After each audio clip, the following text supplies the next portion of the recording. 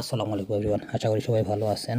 আলহামদুলিল্লাহ, অনেক চিন্তা ভাবনা করার পর আমি আমার ইনকিউবেটরের জন্য হ্যাচার ট্রে বানাই ফেললাম। আলহামদুলিল্লাহ, অনেক খোঁজাখুঁজি করছি, তাই তার খোঁজাখুঁজি করার পরও আমার ইনকিউবেটরের জন্য আমি এই মাপ মতো কোনো হ্যাচার ট্রে না পাওয়ায় ভাবলাম যে নিজেই বানাই ফেলবো। মাপ মতো নিজের মতো করে নিজে বানাইলে সুবিধা হচ্ছে গিয়ে যে আমি কয়েকটা হ্যাচার ট্রে একসাথে বসায় ফেলতে পারবো। আর এই হ্যাচার ট্রেতে আমি পাখি দাঁড়ানোর জন্য এই নেটটা ইউজ করব।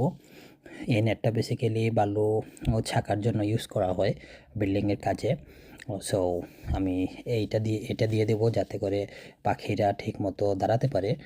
আর হচ্ছে গিয়ে ছেলেটা অনেক রাত কাজ করতেছিল, অনেক রাত হয়ে গেছে দেখে কোনো হেল্পার পাইনি, তাই আমি নিজেই ওকে হেল্প করতেছিলাম কাজে। আর হচ্ছে কাঠ যেগুলো দেখতেছেন এগুলা আমার ঘরে আগেই ছিল। সো ওইগুলা ভেঙে আবার মাপ মতো কেটে আমরা ফ্রেম বানিয়ে তারপর হ্যাচার ট্রে বানাচ্ছি। এই যে সাইডে একটা দেখতে পারতেছেন অলরেডি একটা রেডি হয়ে গেছে, এটা সব থেকে বড়, যেটা সবার নিচে থাকবে। এটা হচ্ছে 2 নম্বরটা, এর নিচেরটার উপরে এটা থাকবে। সো কাজ চলতেছে আলহামদুলিল্লাহ। এই যে দেখেন এখন এখানে নেট বসাচ্ছে। আচ্ছা, এখানে একটা জিনিস আছে, নেটটা খুব কেয়ারফুলি বসাতে হয়, কারণ হচ্ছে গিয়ে নেটটা যদি আপনি পুরোপুরি টেনে না বসান তাহলে হবে কি যে যখন বাচ্চাগুলা ফুটে বের হবে তখন বাচ্চা দাঁড়ালে এই নেটটা অনেকটা ঝুলে যাবে। ঝুলে গেলে বাচ্চাটা আমার ইনকিউবেটারে এই ট্রের নিচে পানি আছে আর্দ্রতার জন্য, ওই পানিতে ওদের পা লেগে যেতে পারে। তাই আমি যতটুকু সম্ভব ততটুকুই আমি ওই নেটটা টেনে তারপর বানাইছি। আলহামদুলিল্লাহ, বানানোর পর ভালোই শক্ত হয়েছে। আলহামদুলিল্লাহ, এই যে 2টা অলরেডি বানানো শেষ। একটার উপর আরেকটা থাকবে।